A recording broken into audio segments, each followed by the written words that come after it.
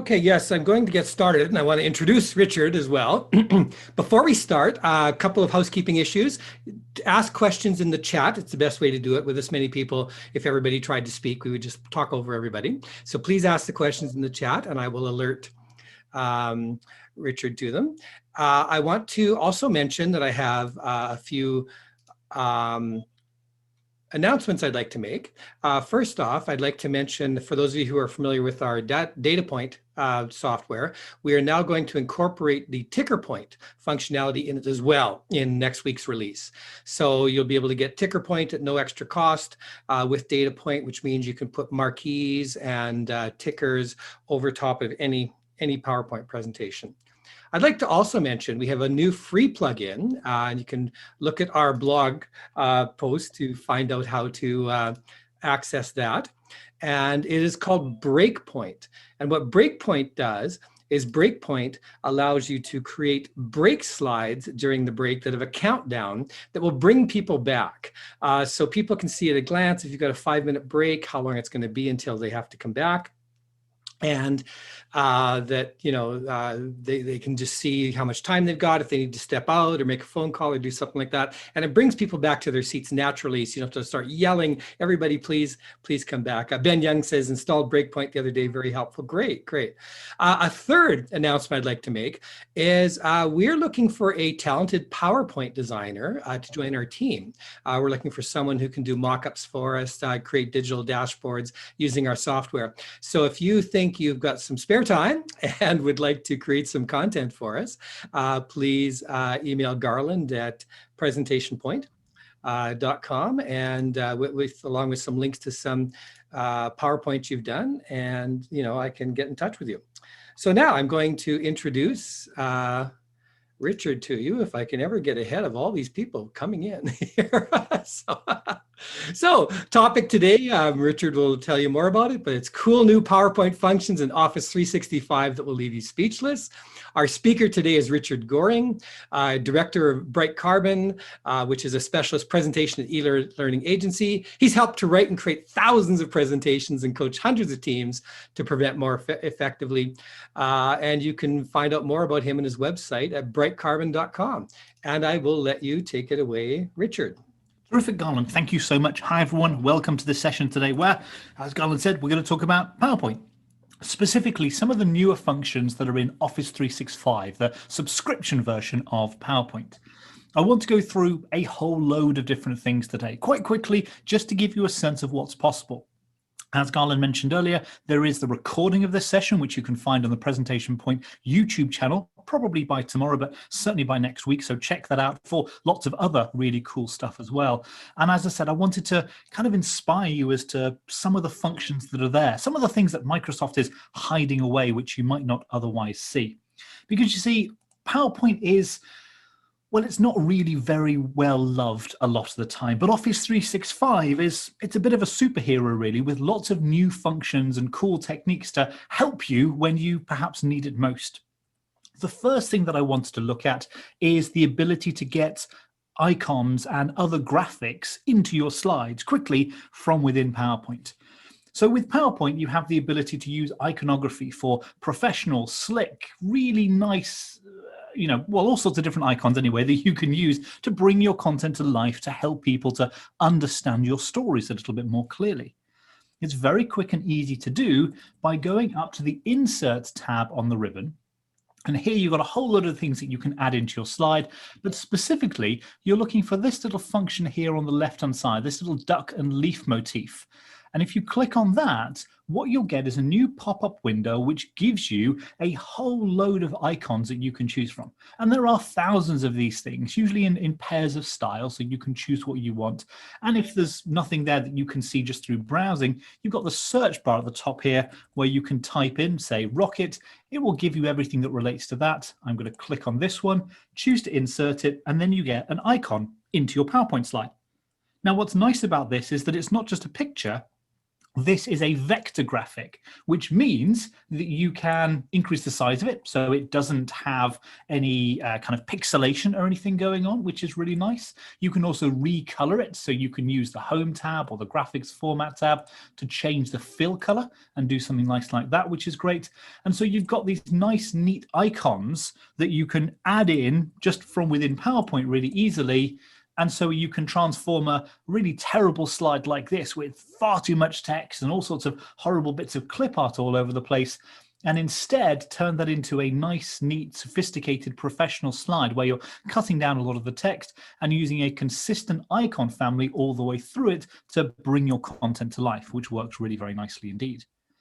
And so icons are really good. They can be very helpful to bring things to life, to make them look more professional. But PowerPoint gives you more. So if you go back to the Insert tab on the ribbon, as well as icons here, you've also got pictures. Now, of course, you've been able to insert pictures for a long time in PowerPoint, but now in Office 365, when you click pictures, you get this device, which is normal, online pictures, which isn't really worth looking at, but also stock imagery. This is new. So if you click on stock images, you get the same window as before that you had for icons, but this time it's full of stock images. And there are, again, loads of really high quality, beautiful images that you can use as you go through all of this content, which is terrific. And again, you can search for something. So you can search for rocket again, and it will give you whatever options there are that are appropriate there. You can choose something, you can insert it, and it'll then give you that high quality image. And if you were really on the ball and noticing things, you'll see that if you go back to this and you can choose either images or icons there to bring up this pop-up window, you've not just got images and icons in these tabs across the top, you've also got something like cut out people. And here, Microsoft has gone through and cut out all of these people onto transparent backgrounds, and you can choose any of those. And rather than, again, having to go through all of them like that, you've also got different categories. So you can say, right, I want all of the pictures of Sherry, for example, and it will now come up with all the photos of her in all these different poses in these different positions, so that you can select, multiple of them if you wanted to, and you can use that in all sorts of kind of character development and character stories like that, which works really very nicely. And then you've also got this new tab, Illustrations, which gives you, well, lots of illustrations. And again, lots of really beautiful graphics that you can use however you want to. There we are. We're coming into the festive season, so let's choose that one, and you insert it. And this is, as with the icons before, a vector graphic, which means that you can change the size of it and it doesn't have any impact on the quality, but you can also change the colors. Now, what's interesting about these illustrations is it's only the yellow color in here that you can change. So if you go to the Graphics Format tab or the Home tab and choose Graphics Fill, you'll see as I change any of these colors, it's only that yellow bit that changes. You do have the ability to break this apart and manipulate it a bit more if you want to. And to do that, you need to change it from a graphics file into a PowerPoint file. It's a bit technical, it doesn't really matter. What you need to do is ungroup it. So the keyboard shortcut for ungroup is Control and Shift and G. And that will then ask you if you want to change it into one of these PowerPoint objects. So you can say yes. And then if you ungroup it again, Control and Shift and G, it now breaks it apart into its individual components so that you can now change the colors of those as you see fit, and you can manipulate it and add things to it or take things away, again, as you want to. Richard, we've got a couple of questions about this part. Icons or graphics like that, illustrations works nicely. So the ungroup function can be helpful there. Was there a question, Garland? Yeah, there's a couple of questions here. Two of them are quite similar. Elmo's asked, what about usage rights for the image found in stock? And Michael says, are these copyright free? So much similar questions. So, yep, they are not copyright free in that they are still owned by, or licensed by Microsoft. But the license they have agreed is that you can use them in any environment where you might feasibly have created it in an Office program. So if you were to create a presentation, clearly that's fine. If you were to create a presentation and then convert that to an e-learning course, that will be fine. Or if you were to use PowerPoint to develop some digital signage, for example, obviously, again, that would be fine. What they don't want you to do is to use that as a library where you then take the images, put them into other programs and print them on mugs or t-shirts and then sell those on and distribute them. So it's that kind of sensible use case. Has this come from a PowerPoint or Word or some kind of Office-derived format and it's fairly clear and obvious? That's fine. Using them for other purposes like printing and stuff isn't allowed in the terms. You can go through and you can see the license terms if you really wanted to get into the technicalities of it. But if you think it's a sensible use case and it's clearly kind of Office derived, then you're fine. Good. And Martin just had an observation or comment. Cutout people should have an ethnicity or race filter for adding diversity to presentations, something Martin said. Yeah, absolutely. And they are working on all of this all the time as well. So one of the things that I would suggest you all do, if you have comments about PowerPoint or any of the other Office programs, is to use this little smiley face up here in the top right-hand corner of your PowerPoint screen. And this is in all versions of all Office programs. If you click on that, you can provide feedback. And so sending a smile or sending a frown, something you like or something you would like to suggest, something that you don't like as well, send those, and the Microsoft development teams actively look at these all the time. They get thousands of these every month, but they do things with them, which is terrific.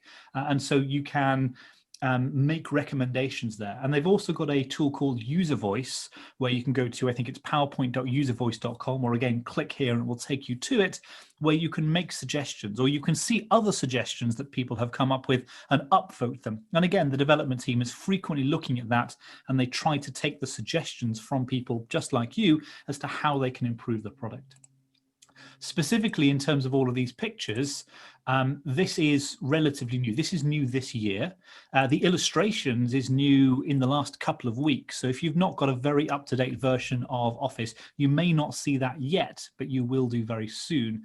And again, the idea of categorizing these is quite new. So it wouldn't surprise me at all if that's in the works and they're just rolling these things out.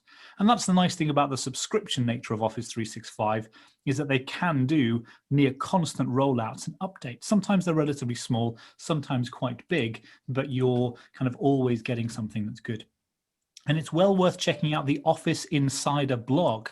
So if you go to insider.office.com, I think is the URL. There you'll see a blog released every Friday with the new updates that they've got across the Office suite. So again, that can be very insightful as to what's new and what's happening. Okay, so yeah, the ability to get content into your slide, icons, images, people, illustrations, I think works really very nicely. Okay. The next thing that I wanted to touch on is something that's not entirely new, but enough people don't know about it yet that I think it's well worth doing. And it came in with Office 365 in the first place, which is the new transition called Morph. Now, if you've not used Morph before, it's this fantastic way of being able to move from one slide to another. And it's all controlled on the Transitions tab on the ribbon. Now, for the most part, transitions are terrible. I wouldn't use any of these because they're unnecessarily complicated. I mean, why you'd ever want origami bird, I really have no idea, because it's just terrible. But there is this new transition here called Morph. And what that does is, well, let me show you. If I were to take this blank slide here and draw a box on it, like that on the left, go to the thumbnails on the left here and duplicate that slide using Control and D. On the second slide, you then move this box over to the right-hand side there. Okay, so far, so basic. But if you then go to the Transitions tab on the ribbon and choose Morph on the left-hand side here, what it does is PowerPoint recognizes that this box is the same on both slides, and it will now seamlessly morph from one slide to the next. And you think, oh, that's clever. Oh, I like that. But I could do that with the motion path. But what if you were to shrink this box down and also maybe change the color of it? Then PowerPoint goes, okay, it's the same box, but in a different place and a different color and a different size. I can handle that. And so all of a sudden, you've got this really amazing tool that allows you to manipulate things very quickly. Now, that's a good parlor trick, but why would you actually use it? Here is an example. This is a lovely infographic. It is a great PDF. It's a wonderful printout of an onboarding process. But it's a terrible slide because there's no way you can see it all. And in fact, in the world we're in now, where everything is online, it's even worse because you're looking at this on a laptop screen, most likely, so it's quite small, and it's in a window on a small laptop screen, so it's really tiny. You can't see any of the details. But now imagine where you can say, well, here's our overall onboarding process, and now what I want to do is to take you through the initial strategy and planning phases, then move across to the launch event, then move down to the training and alignment, and so on and so forth, moving all the way through so that you can get a sense of all the detailed elements before you move back at the end to this is the overall process. And that's all just done using this morph transition.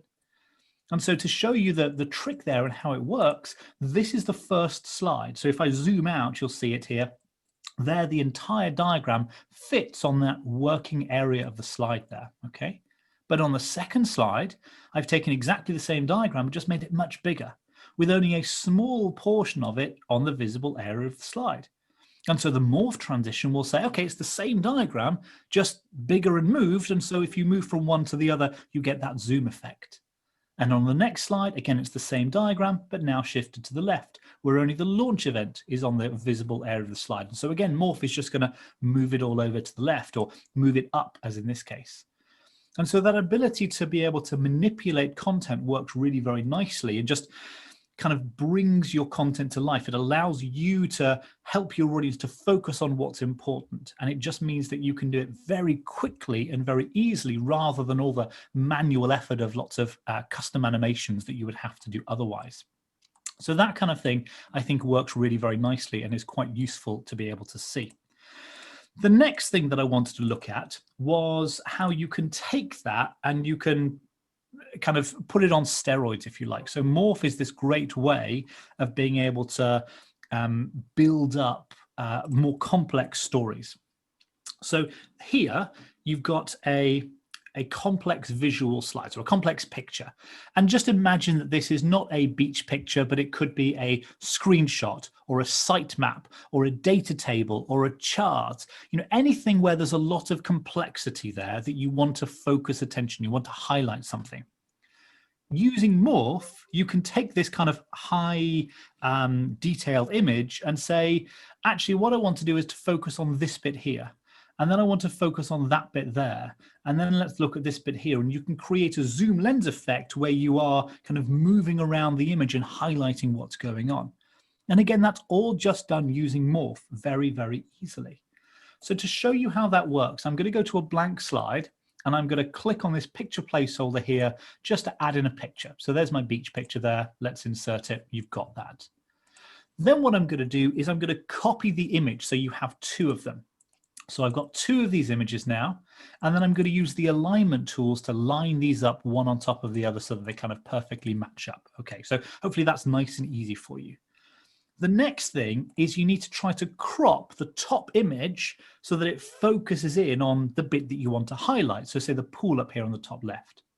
So to do that, I'm going to go to the picture format tab on the ribbon and use crop over on the right-hand side. Now using crop, you get these little black grab handles here, and that's great because it allows you to drag these in so that you're just focusing on a small part of the image. So the pool there like that. Now I don't want this to be a rectangle. That doesn't really look very good. So instead, you can go back to the picture format tab on the ribbon, use crop on the right-hand side, but don't click the crop button, click the little drop-down button here, which allows you to choose crop to shape. And now you can crop your image to any of these standard shapes in PowerPoint, specifically the oval shape here on the top left. And now you get a kind of cropped oval of the pool, which is nice, but not really what I want. I don't want it to be an oval, I want it to be a circle. So you can go back to the picture format tab, go back to the crop drop down, and this time choose aspect ratio, where you can choose a 1:1 square, which then gives you a perfect circular crop over the pool like that. So now it doesn't look like you've done anything, but you've got 80% of the building blocks to do all of the rest of this, because there you've got your nice circular crop of the pool. So now what you need to do is make this more obvious that it is a zoom lens. So first thing is just increase the size of it so you get that magnification effect. And also just give people a sense that it is a magnification because it's not entirely obvious otherwise, by putting a boundary around it. And so you can go to the picture format tab and either put a picture border on it in the middle here, or choose picture effects. And I'm just going to choose a little shadow around the outside just to give it that sense of being a floating lens. Okay, so I don't think, I hope that all of those steps should be fairly easy for you all. None of that is new, but the trick with Morph is now to go to the thumbnails on the left, duplicate that slide using Control and D, so you have 2 of them. And on the second slide, take this zoom lens effect and move it somewhere else on the slide. Say the red umbrella here on the right-hand side like that. Now that obviously looks pretty terrible, but if you open up crop again, the important thing to note about crop is that it's not a way that you cut out the rest of the image. Instead, if you open it up, you see the rest of the image is there. I like to think of crop as a window through which you see the image underneath. Because I've now got this circular window here, and you can now move this image underneath it so that you now focus on something different, say the red umbrella. And so now what you have is these 2 slides where you have the same picture, just in a different place and with a different crop frame. And so if you apply the morph transition to this second slide, PowerPoint will then seamlessly morph from one to the other. And because the rest of the image hasn't actually been removed in this process, it will show you all the bits in between. So it looks like this kind of magnification effect, which works really very nicely. And you don't have to do it with like one image that's magnified over the top of another. You could have one image that's blurred using the artistic effects in PowerPoint, and then you bring up one over the top that isn't blurred. And so you've got these nice, neat ways to be able to kind of bring the content to life and just do different things with it to focus your audience's attention. Or here's another one. Let's get into more complex visual storytelling sequences, where here we've got a lovely topic, but it's the kind of thing you might need to do, all about pulmonary embolisms and how they can form. So we've got one image of the blue person there, and then you've got an image here of the circulatory system. And that can then increase to give you the zoom effect. And then you go through what happens inside the blood vessels with these clots forming and where they move, and then how that can enter the lungs and how that can cause all sorts of problems. That's all just done, again, using Morph. It's the same technique. So if I go to this slide here, these are the 2 images that we've used for that previous one. We've done the blood vessel, so let's get rid of that and use maybe the muscular system. Same idea.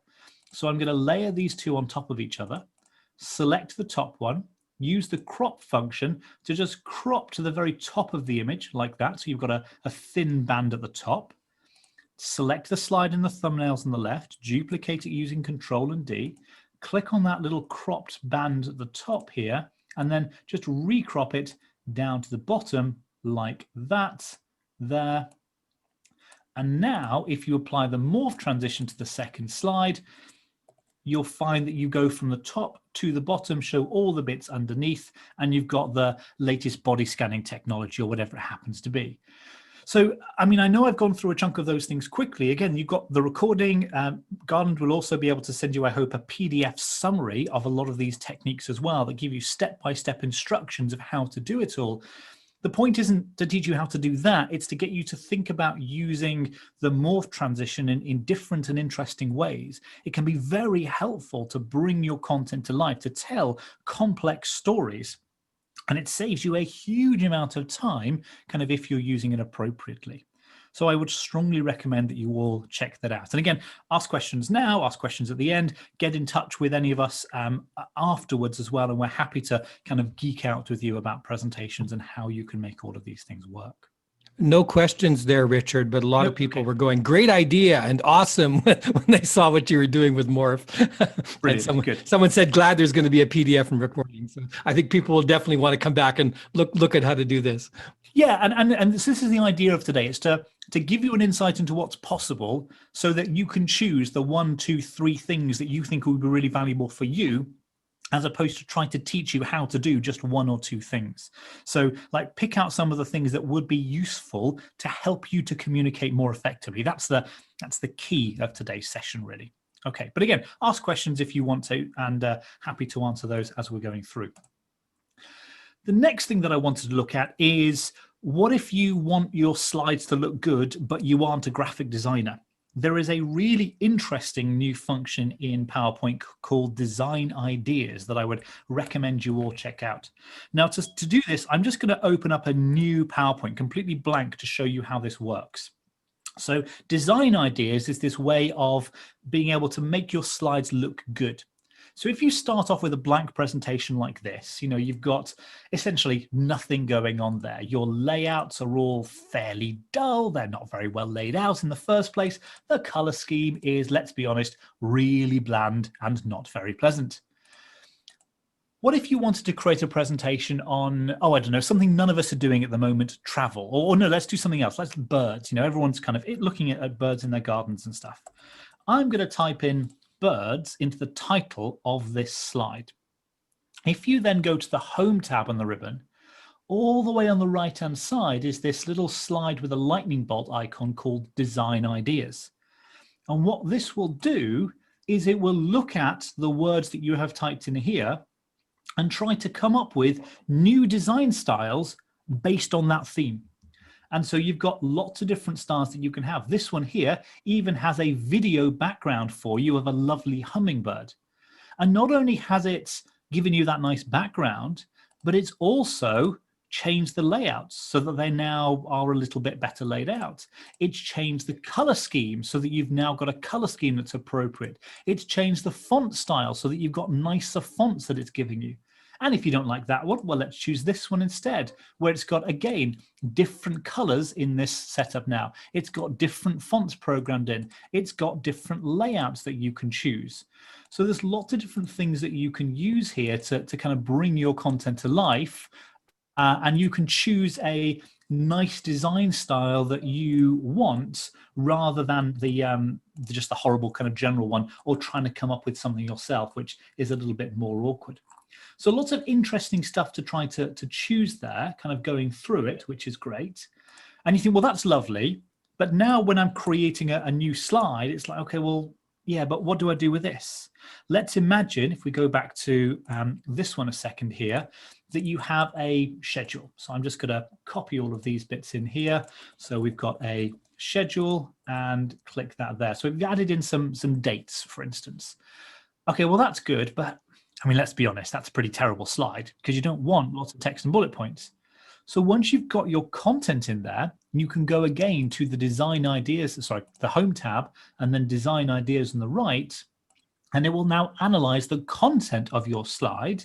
And it will say, hey, here's not only some different designs for it, but sometimes some different visuals for it as well. So it'll say, wouldn't it be better as a timeline so you can see what's going on, and like different layouts of the timeline there, for example, or different approaches for it, different things that you can do, or just different, you know, use of iconography, for example. And if it's got icons in that you don't really like, you know, that doesn't really work very well, you can click on them, use this little pop-up here to replace your icon with any of these suggestions, but also you can see all the icons that we looked at before. Or hey, whilst you're at it, you can change it to an image, or you can change it to an illustration because they are like nicer in this setup.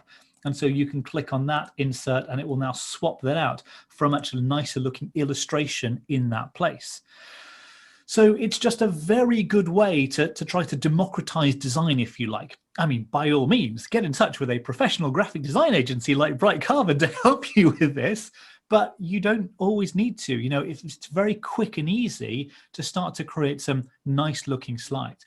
It's not the best in the world. Let's not kind of get ahead of ourselves here, but it does give you something far better than you might do just with a blank template, and it does it so quickly. And so it's well worth having a play with it. Again, this is one of these things that is relatively new. They are updating it and improving it all the time. So bear with it a little bit. It may not give you all of the results that you want initially, but the more you use it, the better it gets.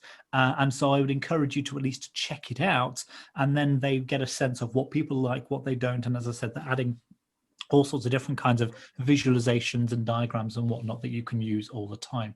Richard, but design this generate a ideas question. Very helpful. Yes, go on. Sorry. Well, one person said, wow, we'll be replaying and reviewing this one. Somebody else said, and there goes my weekend. But Almost said, design ideas won't show any layout in the template while applying the design ideas. on a large presentation.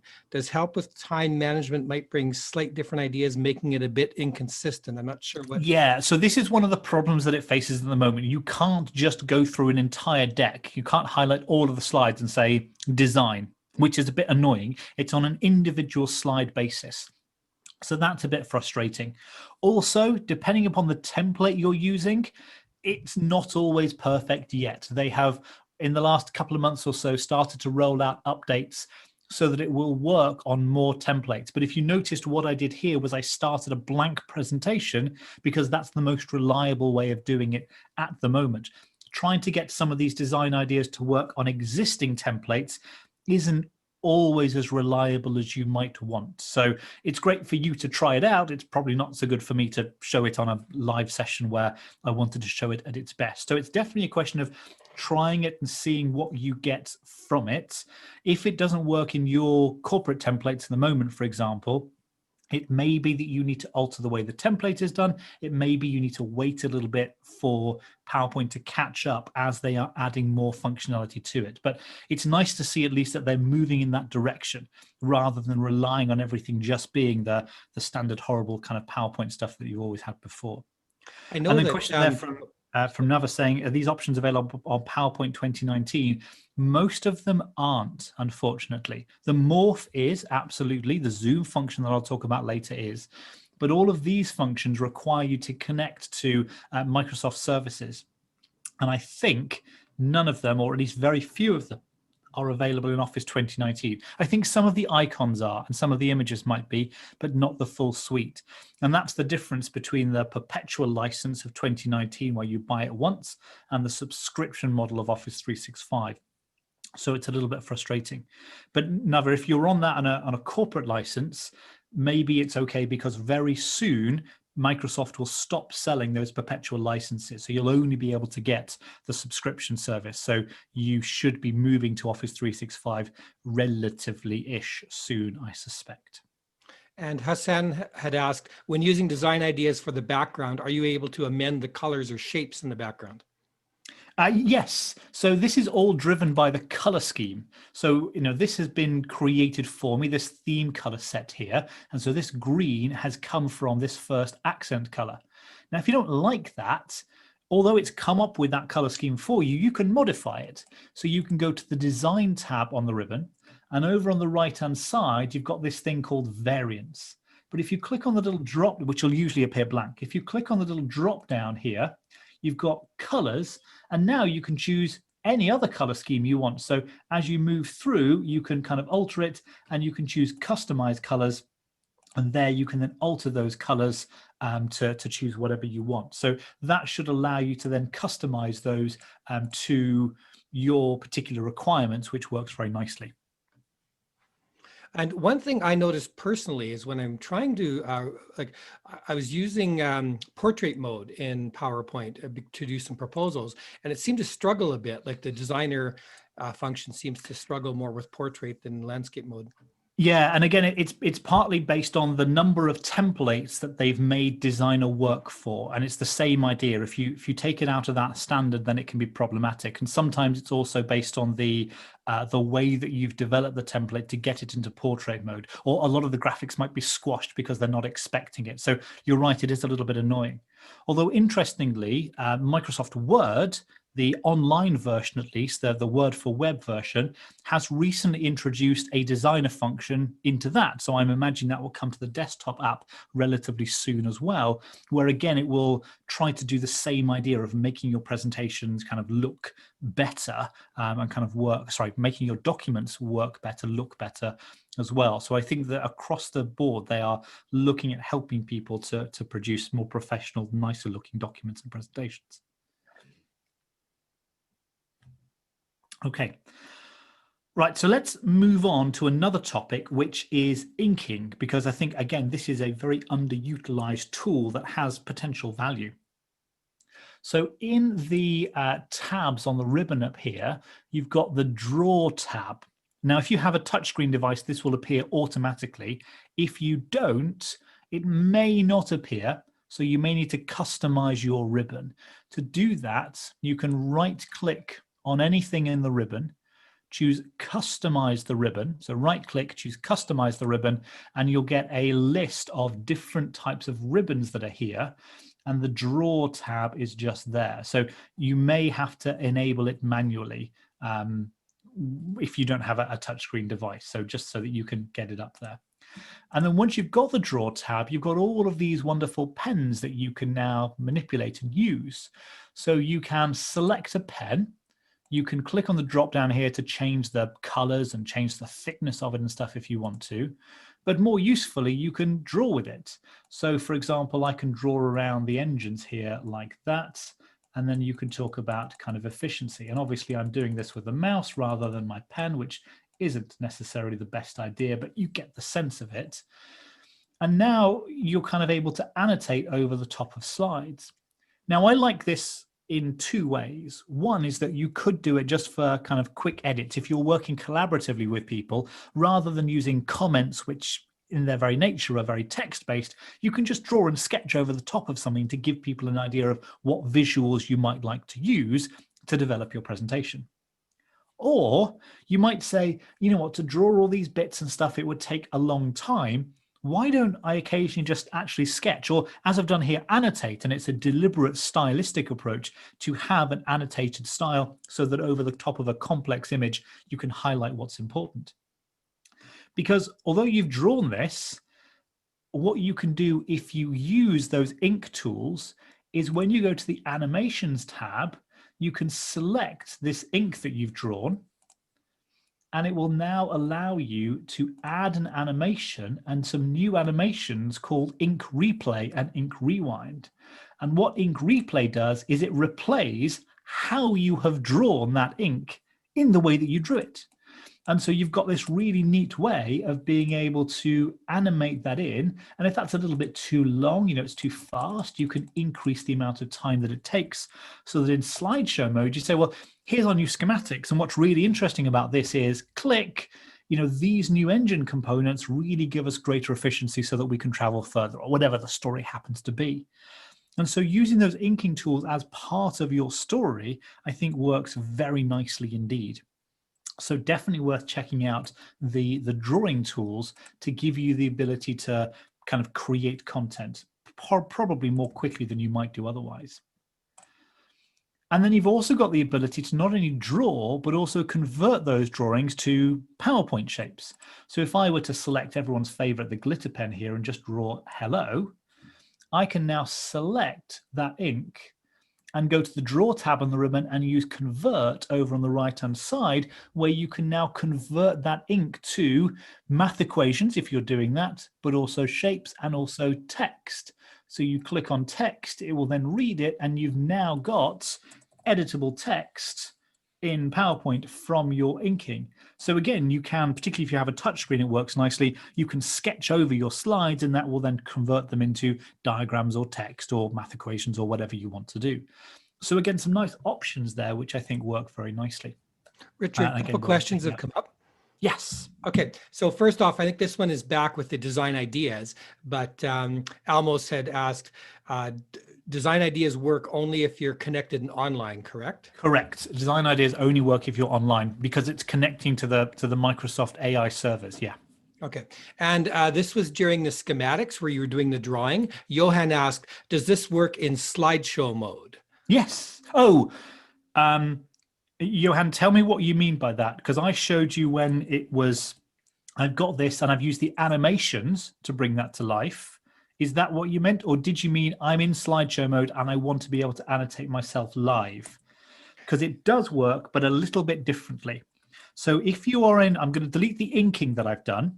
If I go into slideshow mode just generally, if you move your cursor, you might just be able to make out these little icons in the bottom left-hand corner, the slideshow controls, one of which, the third from the left, is a pen. And if you click on that pen, you get the ability to bring in a laser pointer, which I would never recommend you use, but also the pen and the highlighter functions. And so if you click on pen, you also have the ability to change the color, but now you can draw on your slide. It's not quite as sophisticated in that it's not quite as smooth. You can't choose the thickness of it, I don't think. Let's just check. No, you can only choose the color, but you do have that ability to draw. And if you don't want to go down there and click on this, the keyboard shortcut for that is Control and P, and then Control and P will toggle that on and off so that you can draw over it. And once you have drawn that live, if you then escape out of slideshow mode, if you escape out, it will ask you if you want to keep your ink annotations, the things that you have drawn, and you can now choose keep, and they will be there on your slide as inking tools in the same way. So yes, you can do that. And interestingly, and annoyingly, and to demonstrate how terrible the UI can be from Microsoft sometimes, you've been able to do that for about 20 years or so. And it's always been hidden away. So yes, you can do it live. It's just not quite as smooth. Any other questions on that? No, that was it, Richard. Let's move on. Good. All right. So that's kind of neat, which I really like. Another really useful thing that's, again, new this year, and some of the function is new in the last couple of weeks, is the ability to create animated GIFs. So here I have a little person that I've drawn using the inking tools and animated using the ink replay and a few other bits and pieces. You can go to the File tab in the top left and export on the left-hand side here. And you've got a couple of options to export your presentation. Just need to check there, slide 44. Okay, so you can create a PDF if you want to. You can also create a video if you'd like to. But new in PowerPoint Office 365 is that you can create an animated GIF. Clicking on Create an Animated GIF gives you a few options. You can change the size of it. So you've got different resolutions. You can choose how long you spend on a particular slide, if you've got several slides in a row that you want to create a GIF from. And then new in the last couple of weeks is this ability to make the background transparent, so it ignores anything in the background of the slide. And you can also choose particular slides. So traditionally, you would export to a video and it's the entire presentation. If you don't have the latest version of PowerPoint, it'll just export the entire presentation. But as I said, the latest updates allow you to export for particular slides. So I can choose just slide 44, which is what the little sketch is, create a GIF. That'll now allow me to save it. So I'll save that out. And then once you've got that GIF saved, it'll take, usually 3 or 4 seconds to process. You can then import that into a slide. And here I have a transparent GIF. Now, obviously you can't see it because there's nothing at the start of it, but you can now play it and it draws through and it does this little jumping thing. And then it repeats and it draws through and it plays this little jumping thing.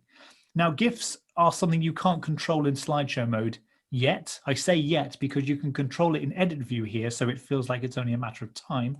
But when you're in slideshow mode, that will play through automatically and loop automatically for you.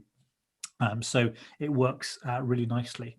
And you can just check here, just so you see it's the same thing. This is it in slideshow mode and it animates in the same way. So it's a nice way to be able to bring content into kind of round trip stuff, so you can create these kind of looping animation sequences that you can then do something else. And to make it jump is probably unnecessarily complicated. It's like a load of animations here, sorry, but it's just each individual element, which is just drawn. And I've chosen each individual element so that I can then get it to do other things. And then, in fact, this one's simpler. No, this one's just waving, I think. Yeah. In that I've now got like the mouth is separate and the body is separate and the arms are separate. But for each of them, I've got a motion path which goes up just a little bit. And then if you open up the motion path bits, I've got this auto reverse function. So in the effect options, you can choose auto reverse, which means it moves up a little bit and then it moves back down to where it was originally. And I've also chosen on the timing functions for it to repeat. So repeat 4 times just here at the bottom. And so it'll move up and down and up and down and up and down and up and down, and then it will stop. So that's how I've managed to get it to jump kind of 4 times there. But there's a few bits just to make sure that when it jumps, the eyes squish a little bit, the legs and the arms move out a little bit. So I've gone to town. It's not strictly necessary, but it's one of the kind of fun things that you can do playing around with PowerPoint to kind of bring the content to where you want it to. Okay, so yeah, animated GIFs, I think, again, can be very useful and work really nicely. Everyone happy there? Yes. Question from Ben. So yeah, so you're specifically talking about Office 365 Pro Plus, which is a very frustrating version of Office 365, and then it doesn't always have all of the versions. And also, they roll out a lot of these versions of PowerPoint on a variable release schedule, which means that it can take up to 6 months for you to get the latest version. So a chunk of these things are new in the last 6 months, so you may not get them. There is a program in Office called the Insider program, which is essentially a beta testing function. So that's what I'm on here. It's the very latest release. Technically, they don't say it's stable, but it is. There's never really a problem with it. And so if you check with your IT department, they may well be able to upgrade you to, or change your settings at least, to be part of the Insider beta testing program. So if you just look up Office Insider, again, I think the URL is insider.office.com. There you'll find out more about it. And there are ways for you to kind of set yourself apart from everyone else in the organization. And yeah, so I almost said that the design ideas function, for instance, the IT department can often choose which of these functions are rolled out or not in case they're worried about stability, but generally they should be fine. So I would check, because there are abilities to fast track kind of individual users if you want to get access to these things.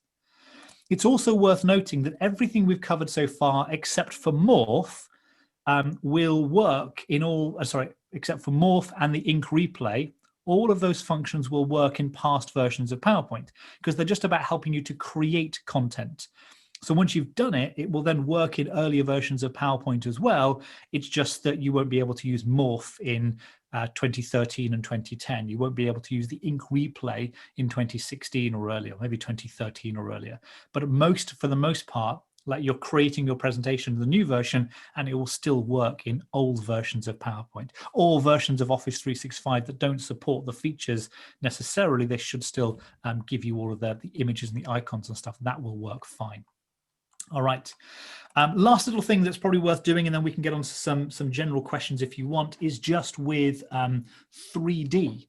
So you've also got support for 3D models in PowerPoint. This here looks like a picture, but it's not. If you click on it, you've got this kind of funky thing in the middle, which is actually a way that you can move around a 3D model.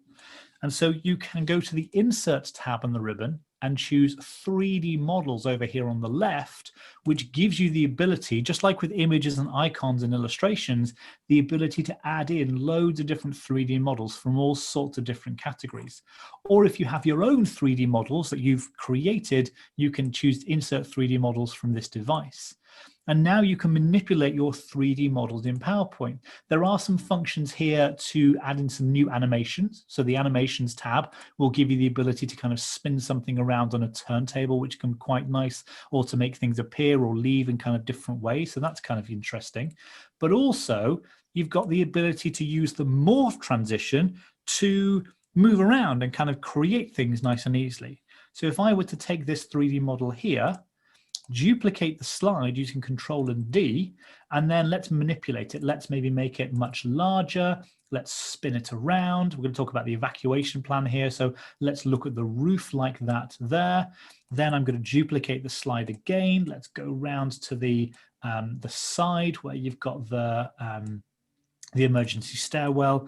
Duplicate that again. Let's move it all the way down to the bottom and duplicate it again where I want to shrink it down like that and spin it around.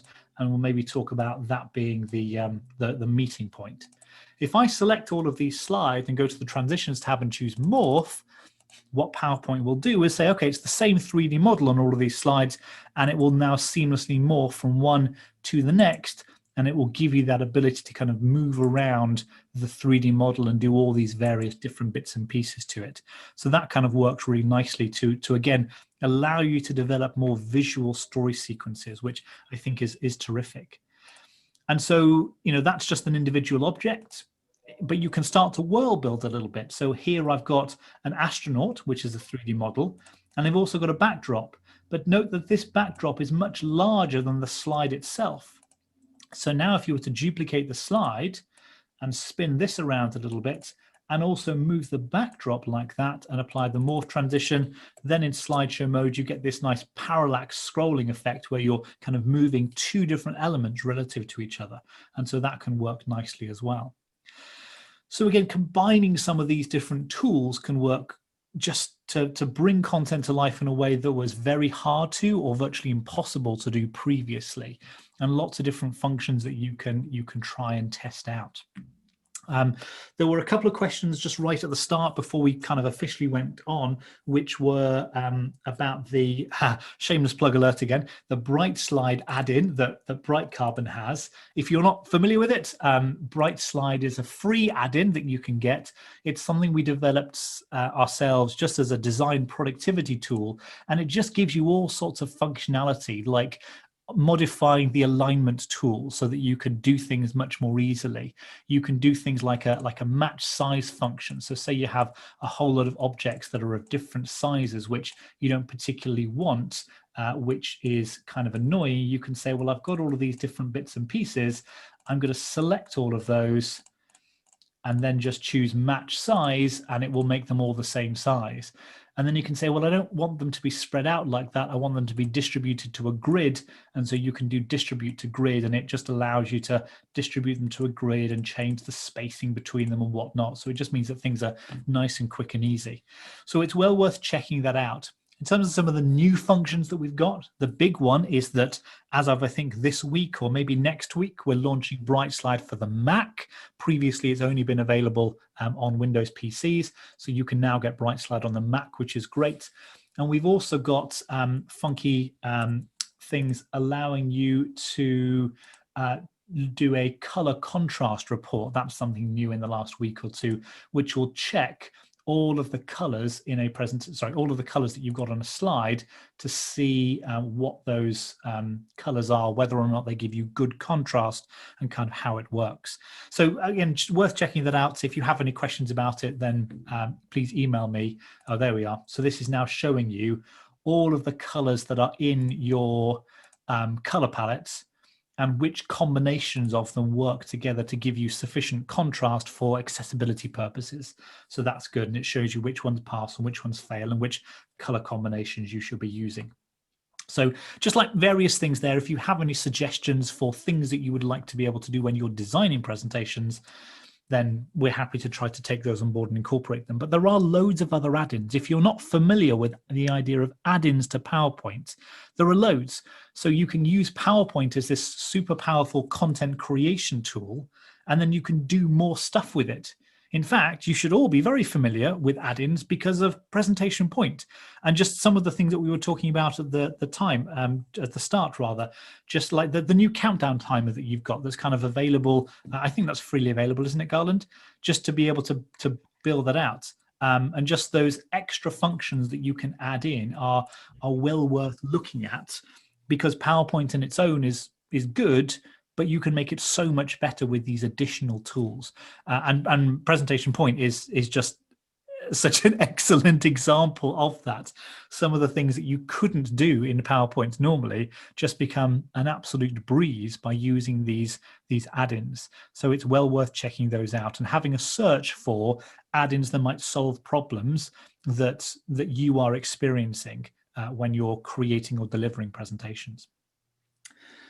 There was also a question about virtual online meeting kind of sharing tips, and then also a question about kind of OBS. So it's probably not a good time to talk about all the different platforms, because I suspect most people don't have a choice over what platform they're using, whether it's Zoom or Teams or OBS or WebEx or anything like that. So first thing is find out what are any restrictions within your sharing platform, and then try to consider the way that you're doing stuff. The critical thing with sharing content is bandwidth. It's making sure that you as the presenter have the ability to upload your content. So that means a decent connection speed, a decent upload speed. So go onto Google Chrome, just type in speed test, and it will then give you what your upload speed is. And you're looking for a minimum of around 2 to 2.5 megabits per second. And if it's low, then do things like turn your camera off so that you're not taking up unnecessary bandwidth with your camera, and it can all be on screen sharing. use things like animations, but don't have them too messy or too fussy, which is good practice anyway. So don't have lots of things moving around really quickly. Have it nice and paced and considered. Using an animation to pace the flow of your information by using fade animations, and tell stories by using Morph, for example, but try not to make it too fast, too quick, because otherwise people will miss it. And there is, let's just briefly touch on it, there is a new function again in Office 365 called live presentations. You have to be in the PowerPoint for the web version for this, but what it does is it gives you the ability to send people a link, or they can use a QR code to access your presentation, which is now delivered on the web, or if you're doing things through Microsoft Teams, it'll allow you to do the same thing. That massively decreases the bandwidth requirements, because this is all provided by Microsoft SharePoint servers, in that you can push your content out to people, and SharePoint is giving them just what they need and no more. So it's a very efficient use of bandwidth. But also, this is what the people will see. They'll see your presentation in a browser, but they will also have the ability to toggle on narration. So they will get a transcription of what you are saying, and they have the ability to translate that into one of 62 different languages, which is terrific. So using something called something like live presentations can work well just to stream your content as opposed to kind of uploading it. So that's well worth checking out. And you can find more information about that on the Office website. And if you're interested, just drop me an email and I can point you in the direction of it. But it's only available in Office for the web at the moment. But again, interesting to take a look at. Right, we are 1 minute away, so let me just do a brief shameless plug, if you don't mind. These are all the different things that we do at Bright Carbon. We spend our time creating presentations, e-learning, animations, and infographics. If you would like any help, please do feel free to get in touch. But more specifically, if you guys are content creators, if you want to do any of these things, check out Bright Carbon website, where we have free tutorials and guides on doing all of that, kind of like we've been talking about today. As I mentioned, there's the Brightslide add-in for completely free available, brightcarbon.com/brightslide, and just get in touch if there's anything that you need. Happy to stick around now and answer more questions as well.